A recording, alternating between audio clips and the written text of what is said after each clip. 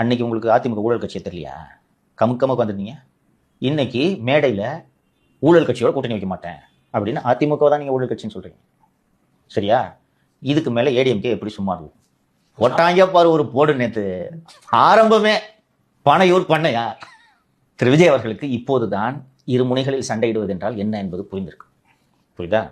இந்த ஏடிஎம்கே ஐடிவிங்க வேலை செய்யலன்ற வருத்தத்தை தான் நான் தொடர்ந்து பதிவு பண்ணிட்டு இருந்திருக்கேன். நேத்தா எப்படி ஆரம்பிச்சு வேலை செய்யறாங்க பாத்தியா? பக்கம் பக்கமா வந்துச்சு சார். இந்த தலைமை ஹிண்ட் கொடுக்கணும். புரியுதா? இவ்வளவு நாள் ஹிண்ட் கொடுக்கல போல இருக்கு. ஹிண்ட் கொடுக்கலன்னு சொன்ன உடனே இந்த விர்ச்சுவல் வாரியர்ஸுக்கு ஆளே இல்லாத இடத்துல கம்பு சுத்திட்டு இருந்தாங்க.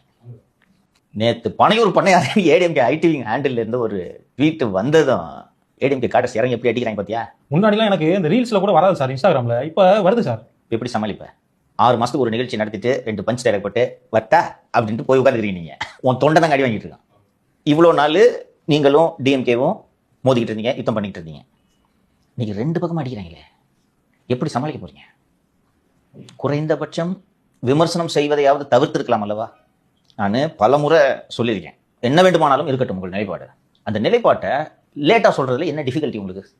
எனக்கு அதிமுக தலைமை மீதும் வருத்தம். இதை முன்னாடியே செஞ்சிருக்கணும். நீங்க சொல்லிட்டு இருந்தீங்க சார். சொல்லியிருந்தேன் நான். அவங்களுக்கு ஒரு வேளை கூட்டணிக்கு வந்து விடுவார் என்று நினைத்திருக்கலாம். என்னைக்கு வந்து அவர் போட்டி தாவேக்கும் திமுகவுக்கும் தான் சொன்னாரோ அன்னைக்கு அடிக்க ஆரம்பிச்சிருக்கணும். நான் 32 வருஷம் தமிழ்நாட்டை ஆண்ட கட்சியா? 75 வருஷம் ஆகுது திமுக தொடங்கி. இந்த கட்சி தொடங்கி 52 வருஷம் ஆகுது. 52 வருஷத்துல 32 வருஷம் ஆட்சியில் இருந்திருக்கிற கட்சியா? அந்த கட்சி களத்துல இல்ல. நீ 1.5 வயசு கூட ஆகல, நீ களத்துல இருக்கியா? உனக்கு திமுக போட்டியா?